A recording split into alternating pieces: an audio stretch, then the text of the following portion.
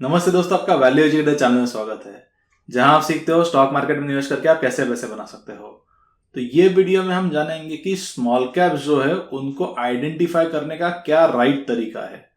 तो मैं मेरे पोर्टफोलियो में काफी अलग अलग जो स्मॉल कैप्स है उनको होल्ड करता हूं। इसके पहले भी मैंने काफी आपके साथ डिस्कशन किया था, जब भी टाटा एलएक्सी लगभग 1400 रुपीज के पास था।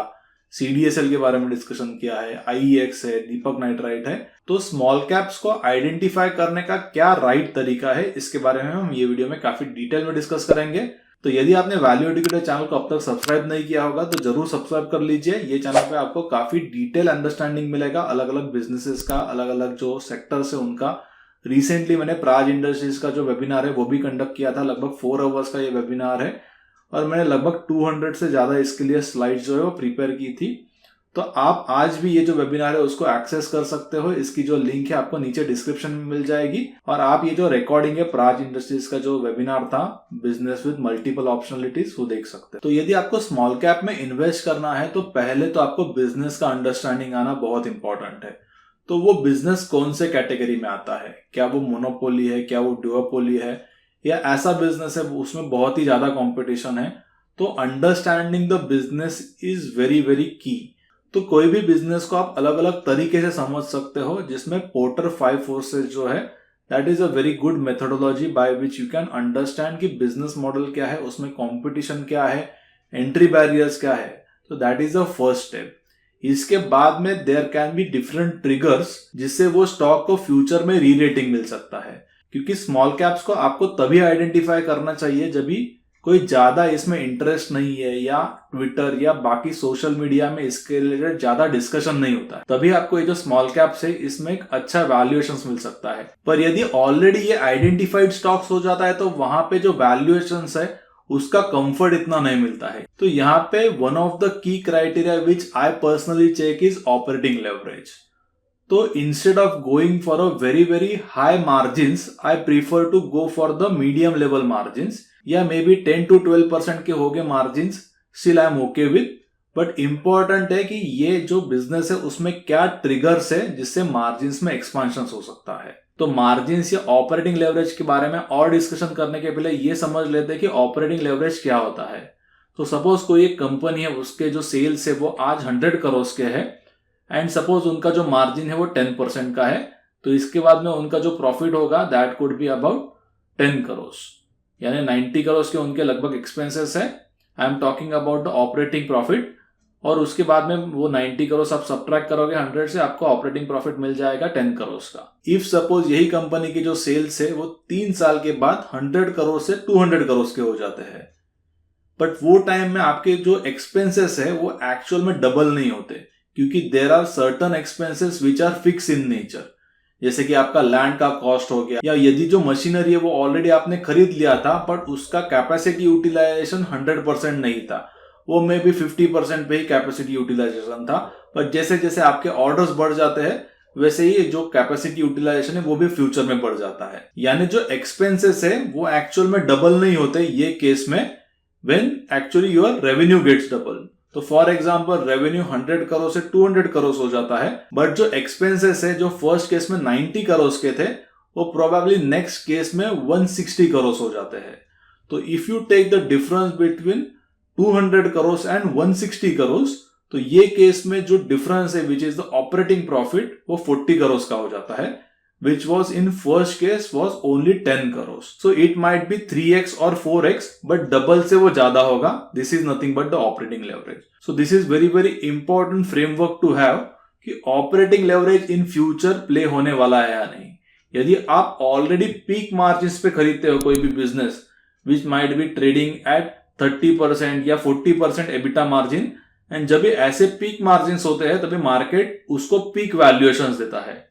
And due to certain reason suppose ये जो मार्जिन से वो गिर जाते हैं तो at the same time valuations भी गिर जाते हैं।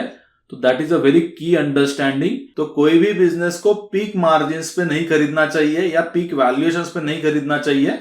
It's better to buy them at medium valuations या low valuations with medium range के जो मार्जिन है, क्योंकि काफी ट्रिगर्स आ सकते हैं फॉर मार्जिन इंप्रूवमेंट। और जैसे ही मार्जिन इंप्रूव हो जाते हैं वैसे मार्केट उसको बेटर री रेटिंग भी देता है। तो that is one of the की पैरामीटर विच आई लुक। इसके बाद का very important factor is the size of opportunity. तो जो बिजनेस में इन्वेस्ट करने वाला हूं तो उसमें क्या साइज ऑफ अपॉर्चुनिटी है, which means suppose you take a ratio between the pond and fish. तो क्या आप बड़े पॉन्ड में एक छोटा फिश है विच इज द बिजनेस, या एक छोटे पॉन्ड में बड़ा फिश है। सो दैट की understanding is very very important. Once you have the clarity about the size of opportunity and if really the size of opportunity is very big, then ये जो आज का स्मॉल कैप है उसका growth runaway काफी हो सकता है। फॉर एग्जांपल केमिकल सेक्टर में आज चाइना जो है वो टोटल वर्ल्ड का लगभग 40 to 45% मार्केट शेयर चाइना के पास है। तो China suppose loses 2 to 5% of the market share, then that can be very very big opportunity for the players or the manufacturers which are in India. तो this is nothing but the size of opportunity. और वो size of opportunity को आप कैसे tap करते हो, यानी जो बिजनेस में आप इन्वेस्ट करने वाले हो उसमें उनके प्रमोटर्स का क्या विजन है या मैनेजमेंट का क्या विजन है। Because generally size of opportunity similar for the all the players in that sector, but की इज कि वो जो कंपनी है या वो जो बिजनेस है वो कैसे प्रोग्रेस करता है। तो इसीलिए हमें ये ट्रैक करना चाहिए कि वो कितना मार्केट शेयर गेन कर रहा है। तो दैट एक्चुअली मीन्स कि उनमें कुछ तो स्पेशलिटी है, इसीलिए that player is able to get the market share from other players. So that is also very very key understanding. इसके अलावा there can be another model और another framework which can be deleveraging. तो suppose आज उनके balance sheet में ज्यादा date है, but you think कि ड्यू टू सर्टन ट्रिगर्स ये जो डेट है वो कम होने वाला है। तो जैसे ही जो डेट है वो कम होने लगता है वैसे ही आपका जो प्रॉफिटेबिलिटी है वो इंक्रीज होने लगता है, बिकॉज फाइनेंस कॉस्ट कम हो जाता है। So we have to look this small caps with different lenses कि यहाँ पे क्या क्या ट्रिगर्स है। And if there is a business which is with multiple optionalities, then that is actually margin of safety for me. क्योंकि suppose ये कोई particular segment नहीं वर्क करता, then it have some alternative, ये वर्क हो सकता है या कुछ तीसरा वर्क हो सकता है। If your complete business is dedicated to a single product or single service and suppose उसके related ही कुछ issue आ जाता है, then complete जो thesis है that can get broken.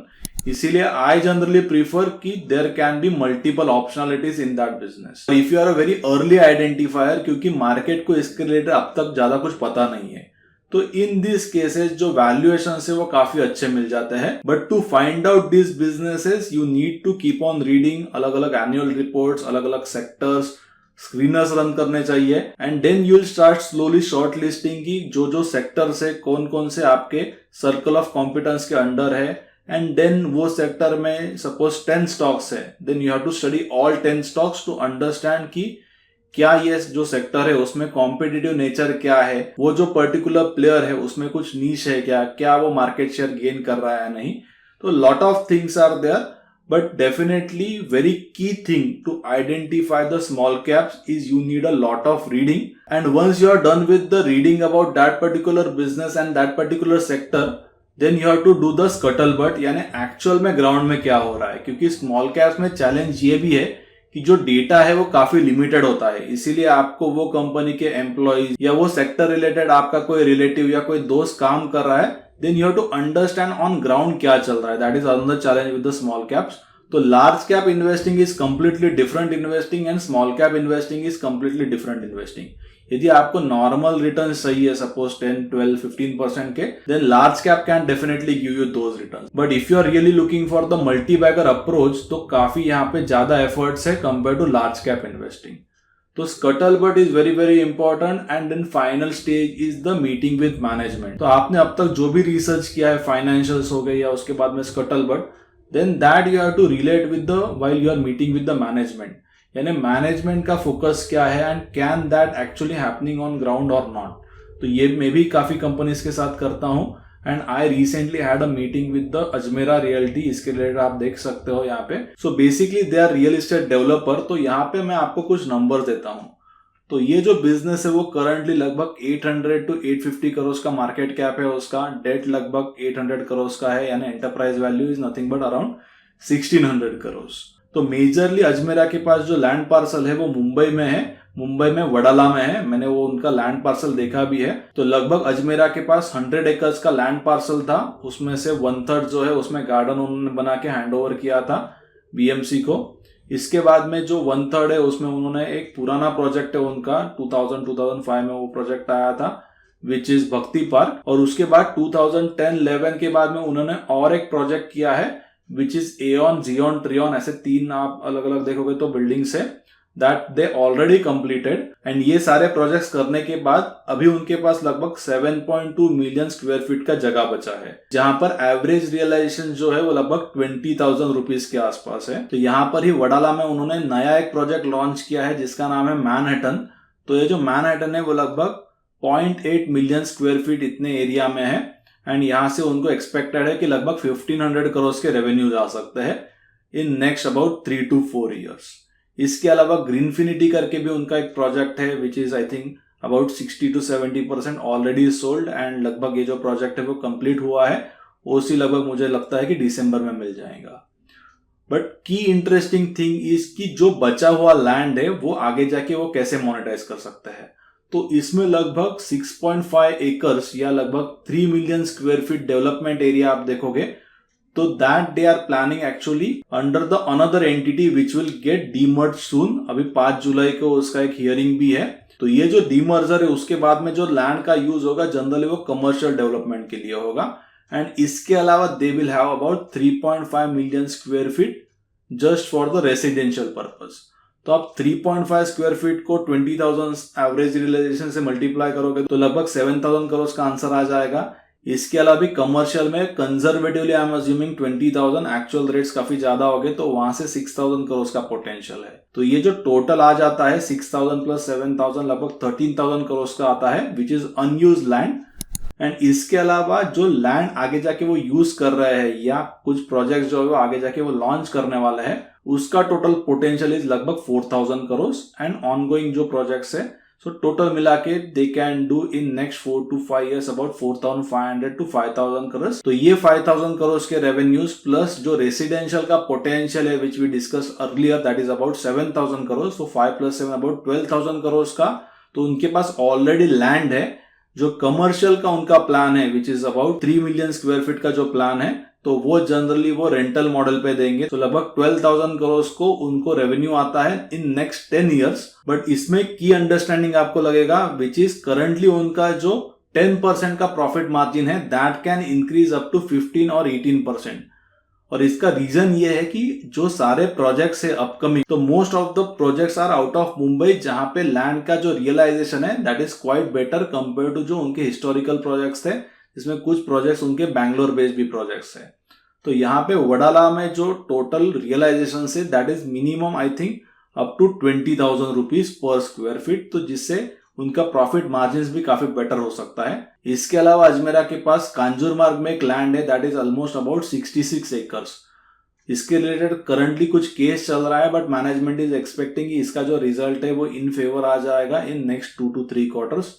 तो that can be another trigger. तो आई थिंक अगेन यहाँ पे मल्टीपल ऑप्शंस है, and definitely if you check the valuations of 800 to 900 crores I think it is extremely undervalued। तो ये जो अलग अलग frameworks मैंने आपके साथ शेयर किए while investing into small caps like operating leverage या gain into market share या size of opportunity कितना बड़ा है and finally क्या valuations पे वो जो particular business है वो आपको मिल रहा है। तो I think in case of Ajmera it is really very very cheap। इसको थोड़ा समय लगेगा until unless market understands about the valuations and जब तक वो एग्जीक्यूट नहीं करते थोड़ा बैलेंस शीट का डेट कम नहीं हो जाता। But valuations wise I am very very comfortable. तो नेक्स्ट वीक में I will be planning the meet with the Ajmera management और ये जो वीडियो होगा वो आप सभी के साथ भी शेयर करूंगा। तो यदि आपको भी इन्वेस्ट करना है ऐसे अलग अलग स्मॉल कैप्स में एक कंप्लीट पोर्टफोलियो क्रिएट करना है तो I have created about 20 stocks का portfolio under my model portfolio, जिसमें we have gone through already all this frameworks and काफी डीप डाइव अंडरस्टैंडिंग किया है। एवरी क्वार्टर वी चेक कि बिजनेस में क्या हो रहा है and how the story is actually progressing. तो इसके रिलेटेड आपको लिंक मिल जाएगा डिस्क्रिप्शन में। So you also can able to join my small cap model portfolio. और ये जो मॉडल पोर्टफोलियो सर्विस है इसमें आपको आने वाले आगे के जो भी वेबिनार्स होंगे या जो भी लर्निंग कोर्सेस होंगे वो एब्सोल्युटली फ्री हो गए और इसकी जो फीस है is only 12,000 for the year. Recently मैंने प्राज इंडस्ट्रीज का एक डिटेल वेबिनार किया था, वो भी आप देख सकते हो। आपने अब तक रजिस्टर नहीं किया होगा तो इसकी भी जो लिंक है आपको नीचे डिस्क्रिप्शन में मिल जाएगी। इसकी फीस सिर्फ 250 रुपीज है। You can watch the recording. और यदि आप मॉडल पोर्टफोलियो के ऑलरेडी मेंबर्स है तो आपके लिए ये जो सारे वेबिनार्स हो गए एंड इन फ्यूचर जो भी वेबिनार्स हो गए, mostly in couple of months I will be planning a webinar on Jubilant Ingrevia. इसके रिलेटेड काफी डिटेल में आपके साथ अंडरस्टैंडिंग शेयर करूंगा मेरा। तो if you are interested for this Jubilant Ingrevia webinar, please let me know in comment. So depending on the response, I will announce the date of the webinar as soon as possible. तो यदि आपको मेरा small caps related video पसंद आया होगा तो जरूर इसे लाइक कर दीजिए, मेरे चैनल को सब्सक्राइब कीजिए एंड बेल आइकॉन पे क्लिक कीजिए ताकि ऐसे जो वीडियोस है वो आपको आगे जाके भी मिलते रहे। और जरूर ये जो वीडियो है आप आपके फ्रेंड्स के साथ जरूर शेयर कीजिए।